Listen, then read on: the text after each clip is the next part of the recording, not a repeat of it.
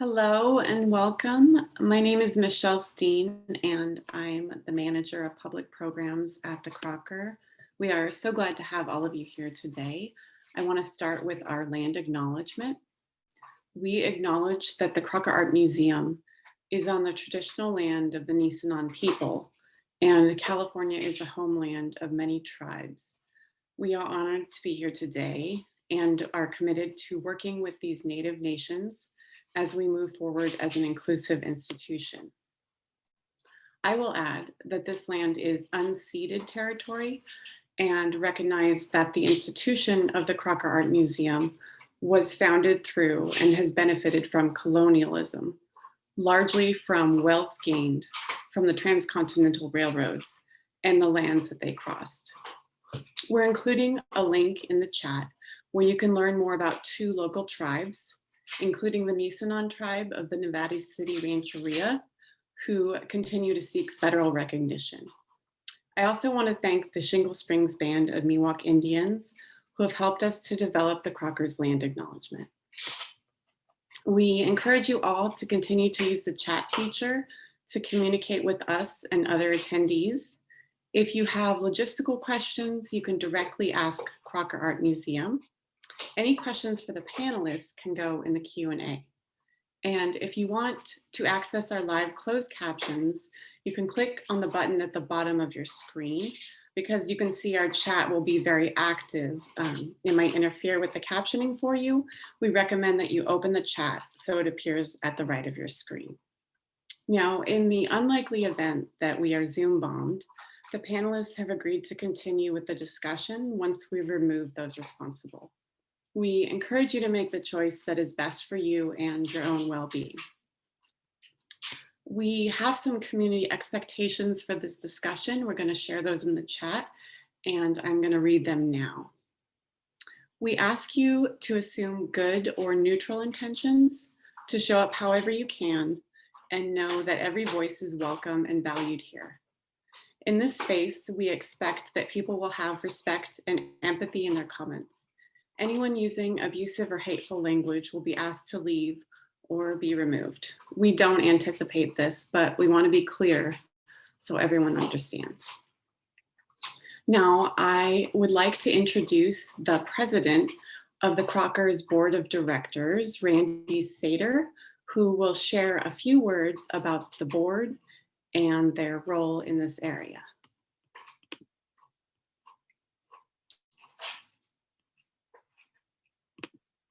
Hi, Randy. We got to unmute first. There we go. How are we doing now? Good evening. I'm Randy Seder, president of Stonebridge Properties.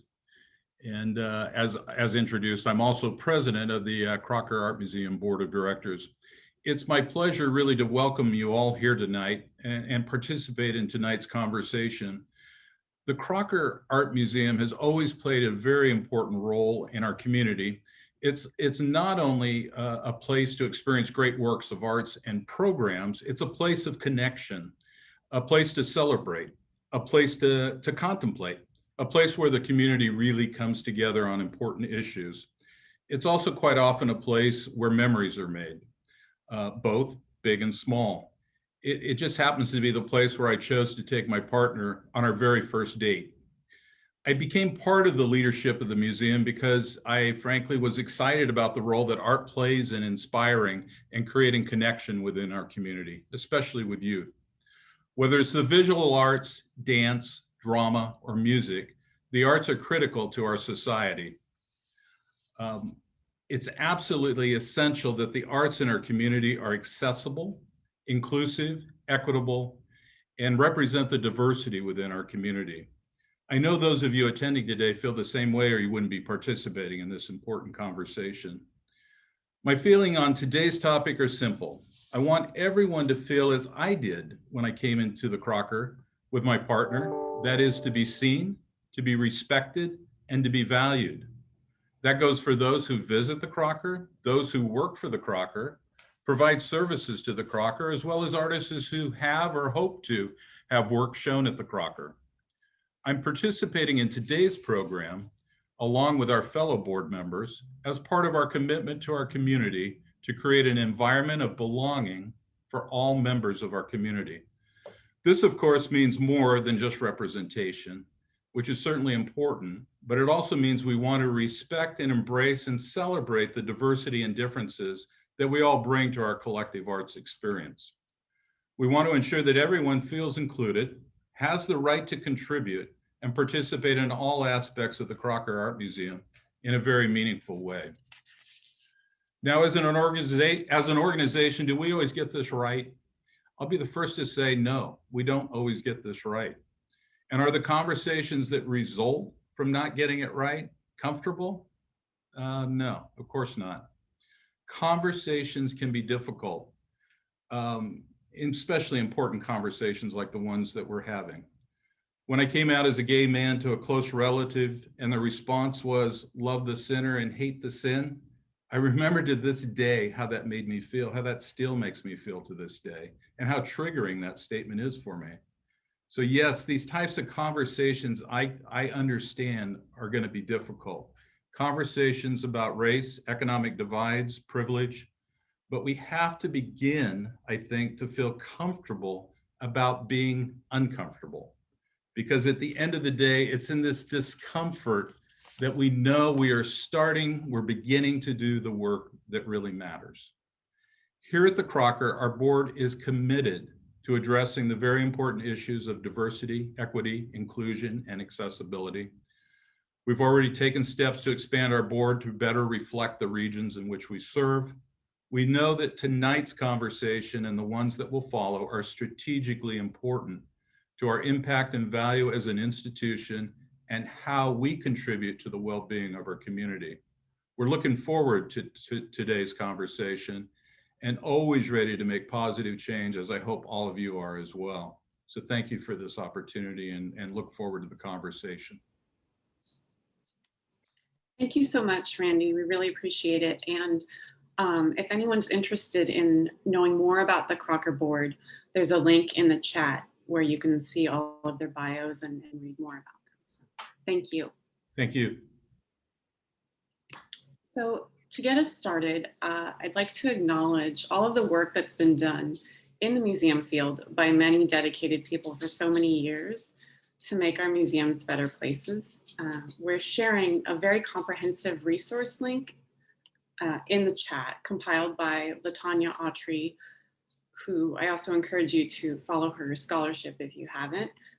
She and Mike Murawski helped to start this movement, which is many of you may be familiar with, but is definitely worth checking out. Across many sectors of American culture and education this year, including public media, higher ed, and entertainment, we've seen internal and public calls for accountability towards increasing representation and breaking down embedded structures of white supremacy and many legacies of colonial oppression.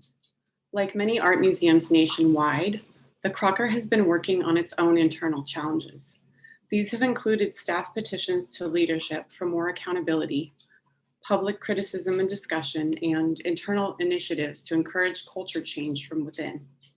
This work is always ongoing, as is the museum's commitment to serve everyone in the community and to be clear with ourselves about what that actually means. The intention with this program is not to position the Crocker as a leader in this area, but to use our platform to be a community gathering space, as we often were when we could meet in person. As the Crocker continues to work on its commitment to equity, both internally and to the public, I have hope that facilitating these conversations will move the needle forward and involve more people. I hope they can offer more important questions and some very concrete models for bringing visibility and affecting change, all from some very amazing people working across the cultural sector.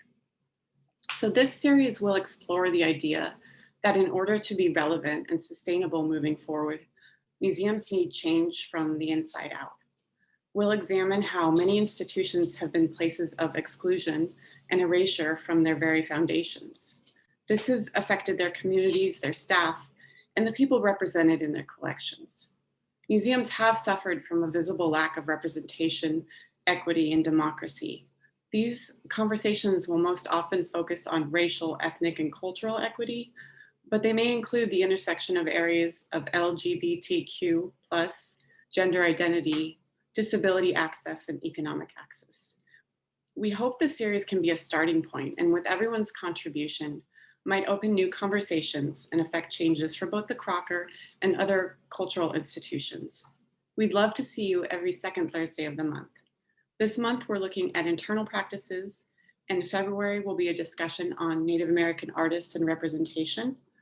And March will focus on Black, Indigenous, people of color artists and arts movements in the Sacramento area. If you miss any of them, they will all be posted to our YouTube page. There, you'll also be able to find the comments, the resources that we've shared in the chat today. So we invite you to visit our YouTube page and of course, subscribe. And there's a link to that in our comments right now. You can also see more of our digital offerings on our website or our Museum from Home page. If you support the ideas we are engaging with and what we offer, we hope that you consider becoming a member or making a donation if you are able. And links to all of those things will also be in the chat. So right now, we are going to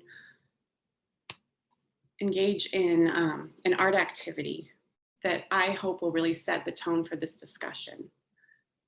So we're going to share a piece with you on the screen.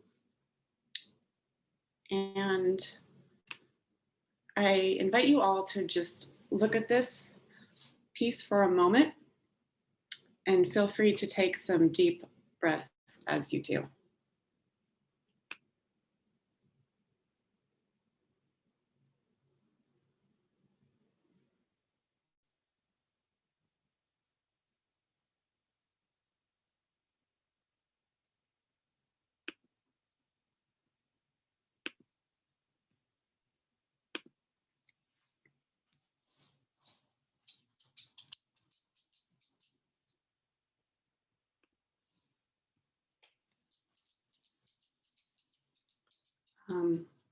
Looking at this piece, can you think of 3 words or write down 3 words that come to mind as you view it? And we're going to look at it for a little bit longer.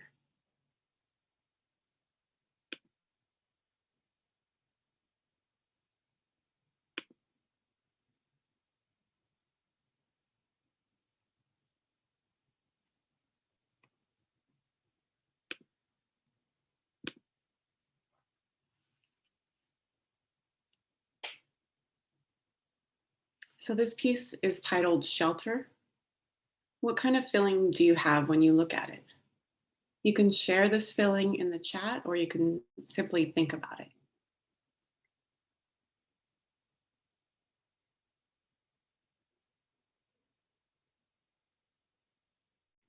The creator of this piece is DEAI. She's a multidisciplinary artist who lives in California.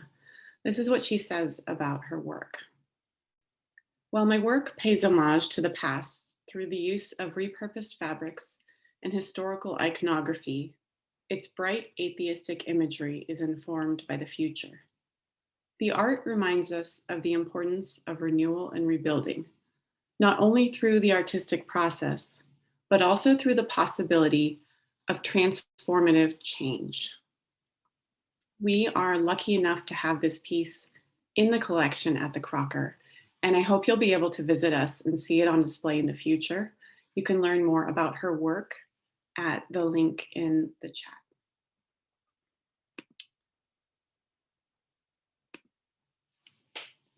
So this evening, we are chatting with three museum professionals who are actively focusing on DEAI related internal work at their institutions. And I'm very happy to introduce all 3 of them. We have Carmen Beals, Francisco Rosas, and Claire Muñoz.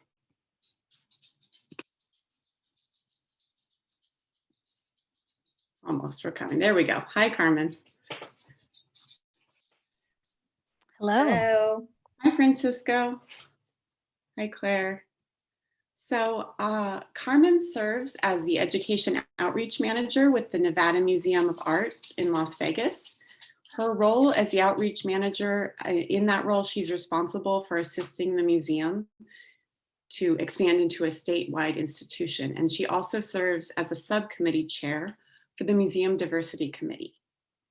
Francisco has worked in art museums for over a decade. He's the internal communications and content project manager at the Fine Arts Museum of San Francisco, which encompasses the DeYoung and the Legion of Honor. And he's an active leader on the museum's Inclusivity, Diversity, Equity, and Accessibility Committee, the IDEA Committee. Claire Muñoz is the Charles N. Mathewson Senior Director of Education at the Nevada Museum of Art. She's been with the museum since 2008, serving several roles, including Director of Public Programs and E.L. Cord Museum School Director. Claire is deeply engaged in the local community and passionate about bringing organizations and individuals together through dynamic programming and education in the visual, performing, and literary arts. And she's the co-chair of the museum's diversity team. So with that, welcome. To kick us off, I'm going to ask each of you to share a little bit about your background with DEAI related work in museums and to tell us what your work largely focuses on now. And Carmen, I think we'll start with you. Okay, well, thank you very much, and I'm very happy to be here. So this is my third year in the museum industry, and my first volunteer assignment was actually with the Nevada State Museum in Las Vegas, co-curating their first bilingual exhibit, which increased its Latinx visitation by 27%. Thankfully, since that time, I was hired by the Nevada Museum of Art, which has been a wonderful working environment, especially through this unprecedented time. And my current responsibilities here consist of education outreach, as you stated, where I'm responsible for extending our virtual educational programming to Clark County School District in Southern Nevada. I also serve as the subcommittee chair of the newly formed Diversity Committee, where I'm responsible for the implementation of leadership and staff diversity and inclusion training. Thank you. Claire, would you like to go next? Sure. So as you mentioned, I've been with the museum since 2008, and I would say at the Nevada Museum of Art, we really prioritized institutionally our commitment to diversity, equity, access, and inclusion, and rolled out a program that helped us reach new and broad audiences within the state of Nevada. That's something that we began working on in 2012 and currently has really informed a renewed interest in reactivating that. And we have recently formed a museum diversity team. And I think the distinction recently is that that team is now inviting all members of our staff to participate. So every level is engaged in participating in that diversity team and ultimately contributing to the ways in which we want to move forward. So as a team, we collectively determined institutional goals, and this framework of our museum diversity team was informed by the work that we had framed out back in 2012. Currently, our objectives are working with education initiatives and our public programs, our acquisitions and exhibitions, staffing, training, and accountability, developing a cohesive communications plan, and really thinking about accessibility. And I just have to commend the museum CEO who chairs our committee as deeply engaged in all of these ongoing conversations. And currently the museum diversity team meets twice a month, and the subcommittees meet at least an additional 6 times. So we have 8 dedicated meetings and really conversations about each of these topics and make sure that we are all held accountable to meeting the objectives of these goals. And then I currently am chairing the education, programming, and content subcommittee. Thank you. Francisco. Hi, everyone. And I also want to say thank you to Michelle and your team for organizing this series and for inviting all of us. My name is Francisco Rosas, pronouns he, him. I've been with the Fine Arts Museums of San Francisco, which, as Michelle mentioned, include the DeYoung and Legion of Honor for almost 6 years. And in those 6 years, I've held various marketing, communications, and content roles. And less explicitly in my work, for the past almost 3 years, have been very actively involved with the IDEA Committee, which is a staff-run advocacy group internally. And I actually can read the mission statement of the IDEA Committee, which is to shift how the Fine Arts Museums of San Francisco work in order to increase diversity in our collections, exhibitions, programs, visitors, and staff. IDEA challenges norms in order to adopt new practices focused on inclusivity, diversity, and equity. These behaviors demonstrate our commitment to respecting and amplifying the voices of all people and cultures.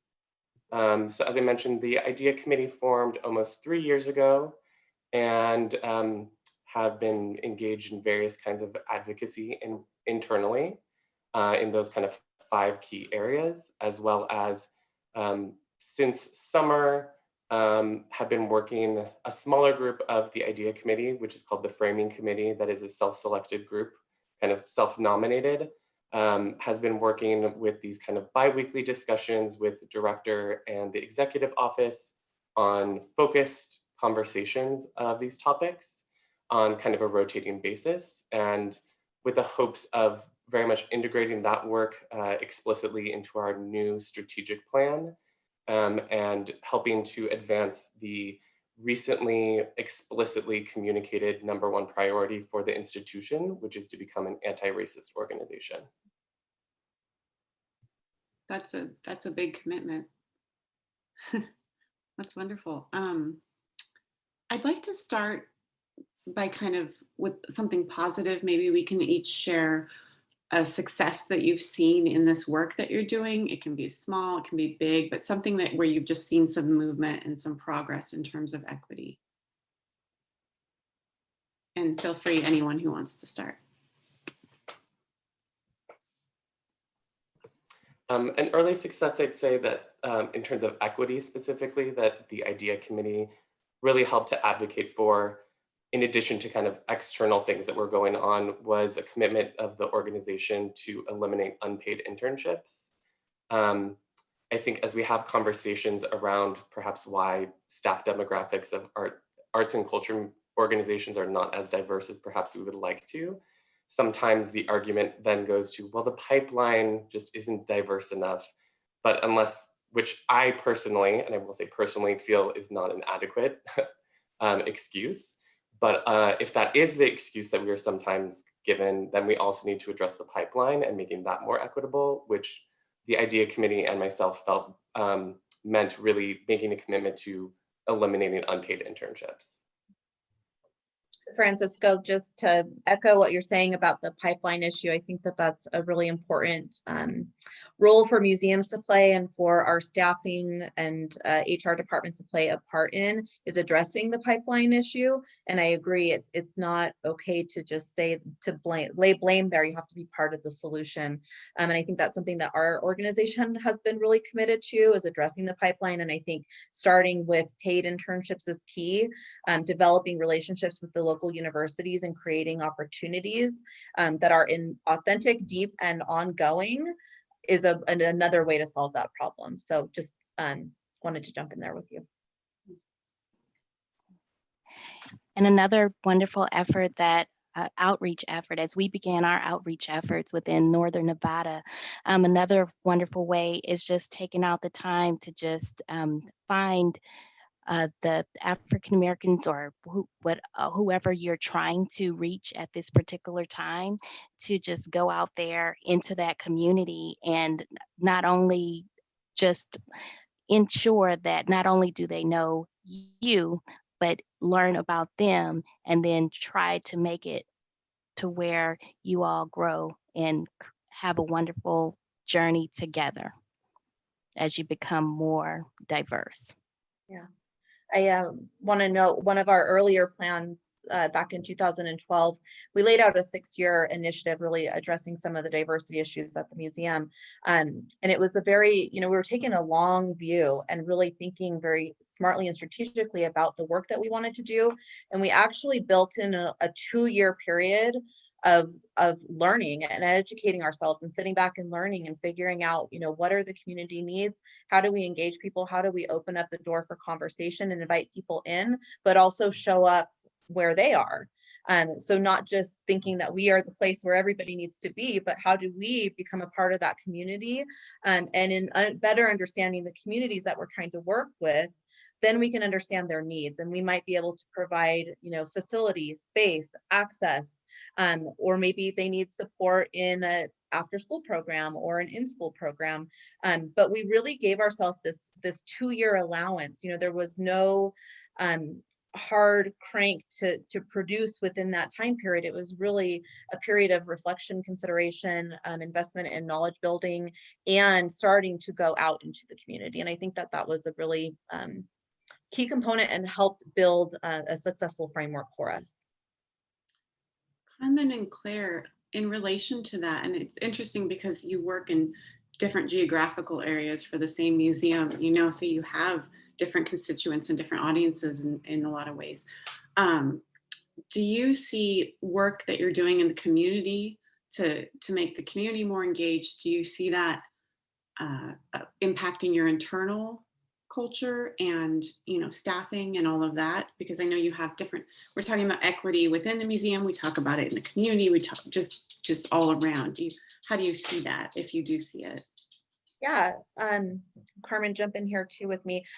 I mean, I think in terms of hiring and searching for new candidates, you know who you know, and you tend to know people who look like you.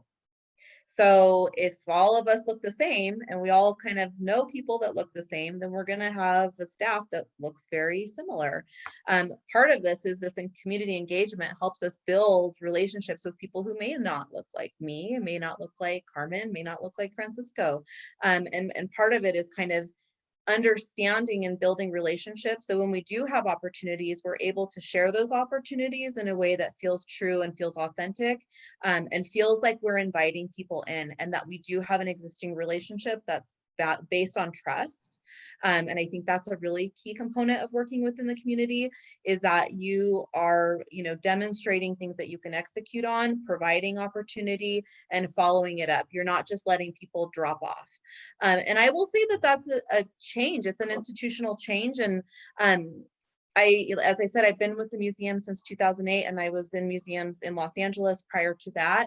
And the approach that we've taken over, what amounts to, for me, almost 2 decades, has changed drastically. At Francisco, we were kind of talking about how language changes and how the language we used even a decade ago is not applicable today. It could be offensive today. Even the language we were using 12 months ago is language that we continue to have to adapt.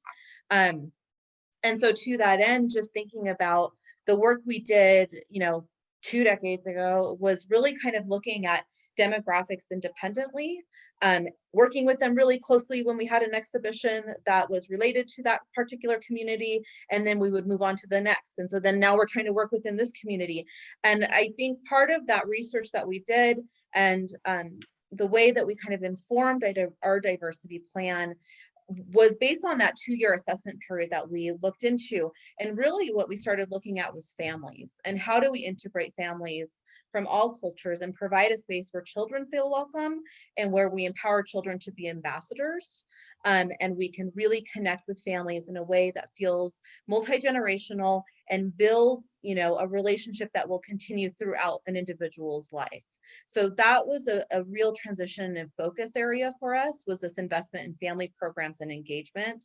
And I don't think that we were alone in that. I see the wonderful work that the Crocker is doing, the San Francisco museums are doing also wonderful work. But that was really informed with this kind of community investigation. Yeah, that makes sense. I want to go back to the idea of the pipeline and how we're talking about, other, it's just one part of it. So I think along the lines of that, there have been quite a few call outs and open calls to change internal museum culture. Some people have been arguing that museums can't fundamentally change because they are embedded and were founded on, on unsustainable, unhealthy models based in white supremacy. A lot of institutions that to a lot of people have been seen as progressive are often embedded with power imbalances or toxic environments and cultures like that. There's some good examples with social media accounts like Change the Museum and A Better Guggenheim that have encouraged, institutional accountability, and they've shared hundreds of stories from museum workers speaking to these problems. So a lot of people are really advocating for just kind of some profound structural changes, whether that's new leadership models or funding models, different things like that, is kind of the only way forward. And I'm wondering if any of you want to speak to that, what you think about that, or even just the movement that we're seeing. I can start us off.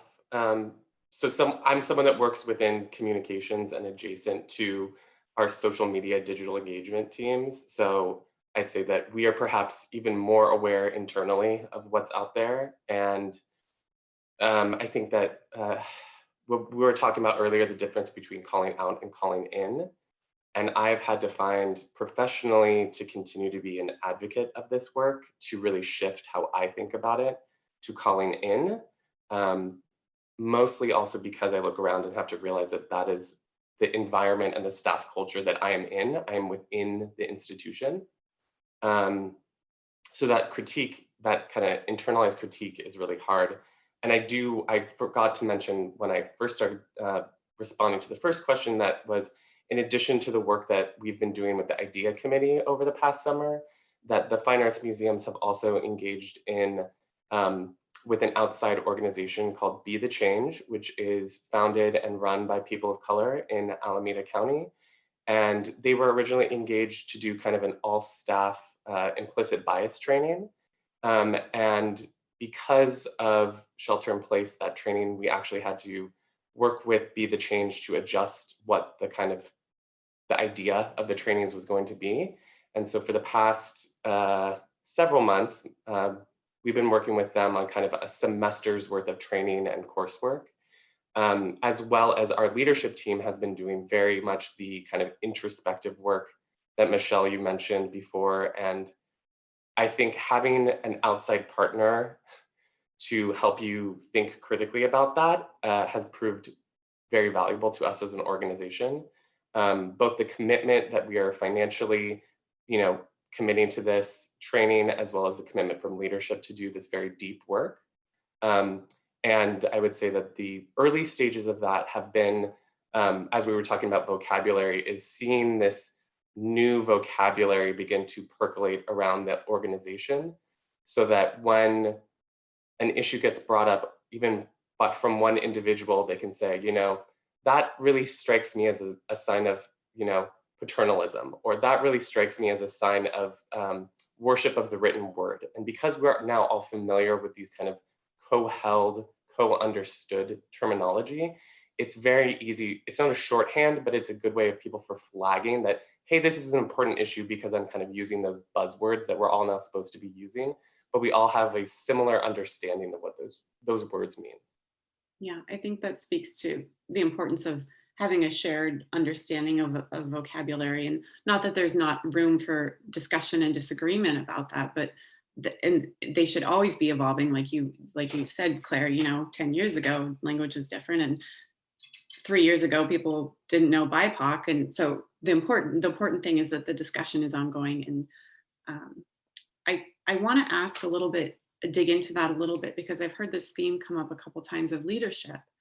And it sounds like where you are seeing movement in your institutions is like a real commitment from leadership, financially, time-wise, and then individually to these areas. And we say leadership, that's a very broad term, but maybe you could each speak a little bit more to some of the ways that you've seen leadership step up, or things that you've seen a direct result of, like, okay, we have decided to really commit this budget during financial crisis to hiring an outside person to actually do the work because they know what they're talking about, you know? Yeah. I think leadership plays a key role in this. And I think that's why our organization has had success, is because it comes from the top. Having a really dynamic CEO who believes in this work and believes in it really empowers the staff to bring important ideas and important dialogues to the table and present the ways in which we would work within our scope of practice to help these ideas kind of come to fruition. So, you know, as a leader, kind of demonstrating that this is a priority, allocating funds, and that did happen in our institution, allocating significant amount of funds to support this work, which for us does include contracting an outside organization. It does include the support of artists, exhibitions, and acquisitions. It does include financial support for the training, the accountability, and the changes to staff happening. And that's a tremendous investment. And you're right, you know, we are in the middle of a financial crisis, but we're also in the middle of a cultural and social crisis. So we have to address all of those and prioritize what that looks like. I also think it's really important for us to continue to have these conversations institutionally and across departments, because we can all affect change in our arena. And I think, you know, in the wake of George Floyd and Black Lives Matter and Breonna Taylor and countless others, you know, we were all in this moment of crisis. And for me personally, it was like, what can I do? You know, there is this call to action. There's a call to action for all of us. And it is an awakening, and it is something, you know, for some people who were already very deeply involved in this work, you're looking out and thinking, come on, guys, like jump on board. Where have you been? I've been doing this for years. And for other people, you're just learning about some of this stuff. And I think we have to understand that different people come from different perspectives and are not all starting at the same place. And it goes to that call out, call in culture. So as institutions, as partners, as leaders in the arts community, how do we call in? How do we invite these kinds of dialogues? And I do want to commend the Crocker for having this public conversation. I also want to acknowledge, at one point we had 128 people on this call, just acknowledge the participants in this conversation. The fact that everybody is here showing up doesn't mean that we have the answers. It means we want to be a part of the solution, and we're here to learn from each other. And I think that's the position that I take. And again, in that moment of this call to action, it's overwhelming, and you cannot read enough, you cannot watch enough television documentaries, you cannot listen to enough podcasts. And I took this step back and I started thinking, what can I do? You know, what can I do? What can I do right now? And there was two arenas that I knew I could affect change. One was in my role as a parent, raising two kids, two biracial children. And the second was in my role at the museum as a person who does have a position of leadership, is able to affect change. What is my role? And if I could kind of narrow my focus to the scope of impact, I knew I would be able to do something. And that, I think, leads to where we are today with our museum diversity team, some of the work that we have done in our education department, and hopefully the way that I've affected, you know, my children in this moment. It's really inspiring. You're talking about commitment and hope versus burnout, right? Oh, yeah. And I think Carmen knows this. She's probably sick of me saying it, but I always say, you know, to our team, like, in crisis comes opportunity. So what is the opportunity in this moment? And how do we hold on to that and take us into the next level instead of being so overwhelmed and overcome and discouraged? You know, we have to find the moments of opportunity where each of us can kind of lean on our strengths and affect some change.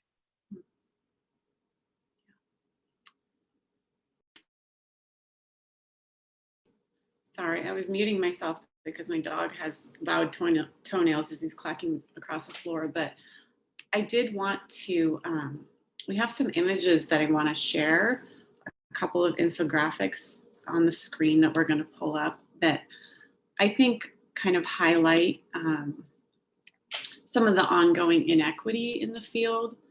And if we look at the first one here, this was based on a survey done by for museum directors and published in 2020 and of October of 2020. So this could definitely have been changed at this point too, but we were looking at, the areas that were most impacted in the museum by layoffs where, something like 30%, right? But the highest levels were frontline guest services, admissions, retail, then education, then security and facilities and maintenance. And if we look at the next image, this was an earlier survey done in 2015 looking at sort of different areas of, where people of color held more positions in the museum. And if you start on the left, that's where there's a higher ratio of people of color in those positions. And I starred the ones on this graph that were the highest levels of seeing layoffs, starting with like retail and store and all of that. So there's a correlation not only with the limited data that we have, and there's not a lot of data out there yet, but I'm sure we'll have more in the coming years about the impact of these pandemic-related layoffs disproportionately affecting people of color. And people are also anecdotally really sharing that this is true for them. So I'm wondering in the context of, this aligns with what we know about how people of color are being so much more affected negatively by a lot of aspects of the pandemic than people who are white. What do you all think about this? How do we try to address this? I mean, we're talking about major, social ills, but at the same time, it's directly impacting our institutions and our colleagues. And so what are your thoughts on this? I'd love to hear them. And Carmen, we were talking about this earlier, and I love Yes, thank you. Well, I think the first thing that we as an industry, what we're doing right, that data that you just showed, is calculating what those statistics are. And now that we know those statistics, I think each one of us can do something, do our part. We're cognizant of this. And now it's time to do our part and take actions into trying to make that right.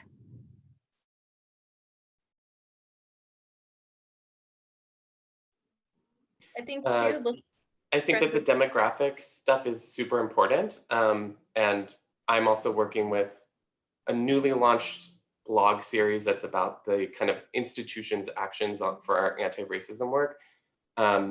So I think it's good to do that self-reporting, but something that people I think could feel encouraged to do is to also err on the edge of transparency and make them public as well too, which takes a lot of bravery, certainly. But we've kind of made a commitment in our institution to make that data reporting publicly available as well too, which is scary, but also very exciting. So specifically, like how people self-identify in what roles they hold at, okay, interesting. Claire, did you want to share as well? Oh, we've been looking at our local demographics and thinking about staffing and changes. We're also just looking really at our region. So what is the demographic makeup specifically for in Reno, Washoe County, Northern Nevada. If we're in Las Vegas, we have a very different makeup there. So really thinking about how we can reflect the region. So, we want to be able to look like what our neighbors look like within our community.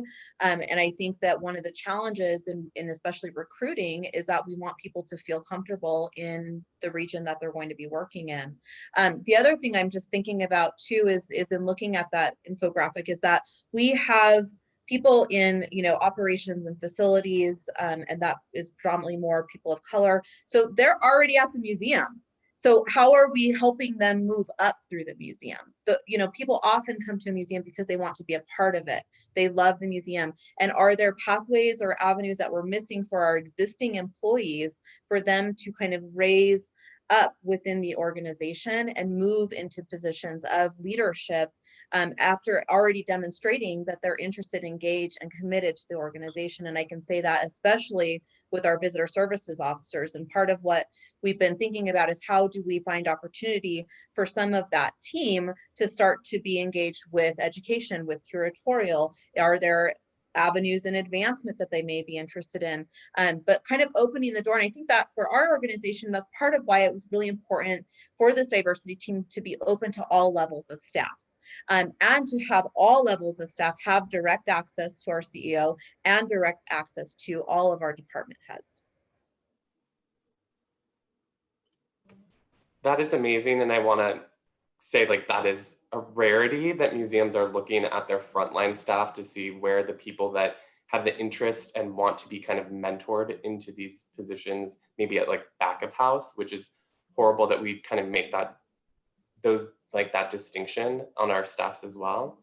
And then what you mentioned about kind of these diversity or the idea committee at the fine arts museums, for example, I do really believe that a major factor for its success is that it was open to all staff and that all staff was encouraged to participate, that it was not leadership, quote unquote, identifying, the token representatives of different kind of diverse categories to form a diversity committee.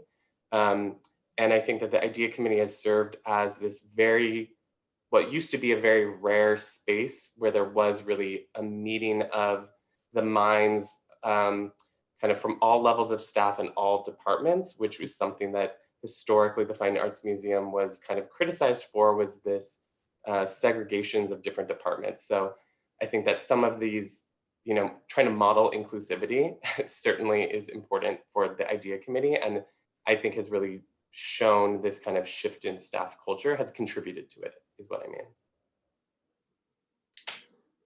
I'm seeing some questions from attendees that kind of dig into a lot of what we're talking about and kind of going back to, again, the pipeline, internships, just access to positions, different types of positions. And someone's asking sort of how do you cultivate, and I think this work, a lot of people have been doing this work and kind of like shouting from the rooftops, like, this is how we need to do it. But how do we like make it happen more frequently, sort of that pipeline for more people of color, museum workers, when there are these practices that are embedded in museums of, we rely on volunteers and docents and unpaid internships. So Francisco, I know your institution made a commitment to pay, and then, but I've also seen just some arguments that, well, other institutions do that, but is that pay actually enough as well? And the other side of the argument is, oh, we're already completely underfunded. How are we going to pay for when we don't even pay staff? So, it looks like a mess from the outside, but I think there's actually some like really concrete things you can do. So I think that the pipeline issue is something that is not new. And as someone who was a recipient of the Getty's Multicultural Undergraduate Internship Program, which I believe just celebrated its 20th or 25th year, and I think there's somewhat a participant from the Getty Foundation, but they've been funding, paid internships to underrepresented communities for decades now, in Los Angeles and the surrounding areas primarily, but the issue is still there even though you've been doing these 20 plus years of paid internships. So it's not just the pipeline. That is not the whole issue. And something that I've begun to recently consider more is, okay, the pipeline, but what's at the other end of that pipeline? And that's the people in power. And I do think that that's the other end of the equation, is that perhaps people that are of retiring age and those people that are in leadership positions, when they're considering like, what can I do to help, move these conversations along, at a certain point I would encourage those people to consider maybe getting out of the way and taking that retirement if they're in retirement age, because there's only so many positions for people at a leadership level who are really going to be driving change in that meaningful way. And so that has to be consideration too. It can't just be like the new fresh faces that are coming into the institution. It's also making space for people that are already within to begin to rise up further as leadership positions. Yeah, to have mobility in the institution and not kind of dead ends, right?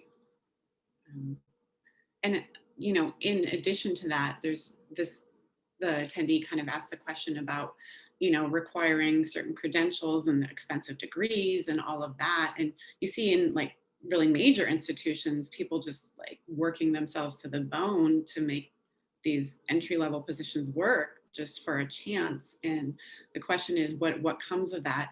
But I think the other side of it is also making the institution a place that people want to work at. You know, how is it welcoming? You can't just, you know, send out, you know, apply to this position, but like, how are we actively recruiting and also changing the culture to be a place that someone can enter and not feel like they are not going to meet success, you know? Did anyone else have any thoughts on that they wanted to share? I know personally that I started my museum work as an intern, unpaid, and it was really tight and really hard, but I still had enough support that I could make it work, you know, just for a little bit of time to get my foot in the door. And so for people who can't, that's an issue for sure. Yeah. Well, and I don't think it's like Francisco was saying, I don't think it's just pipeline. I don't think it's like bottom up. I think it's horizontal. So really, like in my role, it's building colleagues, peers, and a community that is diverse and is a community that I can call on, and that community is built on trust. So if I have opportunities that open at the museum and I'm looking for a particular level, I have relationships to help fill that and share that position is open and available. It's also broadening our network when we are promoting positions, and making sure to interview multiple candidates. And I think that's something that we're experiencing at our museum right now. You know, historically, it's like we knew you have the right person. It's like we have an opening. I know this person, they'd be great for the position. And oftentimes that person would get the position. Really what we're talking about now is a complete overhaul of our hiring strategies, and really making sure that we're interviewing a minimum of 5 candidates. And if those 5 candidates are all looking very similar, then we have to open up that pool even further. And that actually just happened recently. You know, we had 30 plus candidates for a position. We narrowed that list down, and then we started looking at the demographic makeup, and we thought, we've narrowed it down and completely wiped out all of the applicants of color. And so we still, you know, the 5 candidates are totally qualified. You know, they're great candidates. But what we realize is that we have to open it up. And if it means that we're going to interview 8 or 10 or 12 people, what we're looking for is something that is not exactly what we already have. And how can you find value in finding people who can bring different perspectives, different objectives to the table, and challenge the work that we're doing, and really help accelerate the institution, and bring us to experience and think of things differently. And I think that's something that we need to value as much as we value that degree, that bachelor's, that master's, you know, within the field. What are some other ways that we can look at bringing people into the museum, and how can their experience help us move forward? So we've had a lot of really wonderful questions, and I don't think we'll have time to get to all of them. I tried to integrate some of them, but I really do want to kind of close it out with not only some hope, but just some like concrete, what can people do? Whether you're working in the field, whether you're supportive of justice in, you know, the arts and those connections. If each of you could just sort of offer some, like a staff working group, how to start one, anything like that, I'd love to hear that. Okay, well, I can start with that. I think one of the easiest things that you can do to get engaged is just to take 30 minutes each week to identify one community partner that is of another background, that is different from yours or the majority of the backgrounds that visit your facility. And from there, invite them to the museum to where they can learn about you and you can learn about them and see what they would like to see in a museum as it relates to diversity and inclusivity. And I would kind of go back to where I was and thinking, what can I do? And I guess my recommendation is for all of you to have a really good self view of what you are really good at, what you are an expert at, you know, where your employment is, who your family is or your social network is, and choose one thing you know you can do and do it really well. I try, especially with this work, to take inspiration from the IDEA committee has a formal kind of 5 working agreements that we all agree to when we're, meeting and engaging and discussing. And one of them that I kind of hold at the front of my mind, both professionally and outside of my, work with family members and friends, is that to really believe and that people have the capacity to change, that if people speak in error or, in a judgmental way or from a place of ignorance, that people really do have the capacity to change. And I think that I've seen it demonstrated with colleagues who might have been fearful to engage in this work or resistant to engage in this work, and that I have seen like a real shift in people's willingness, and that's really a beautiful and a place where I find a lot of hope, is that people do have the capacity to change and grow.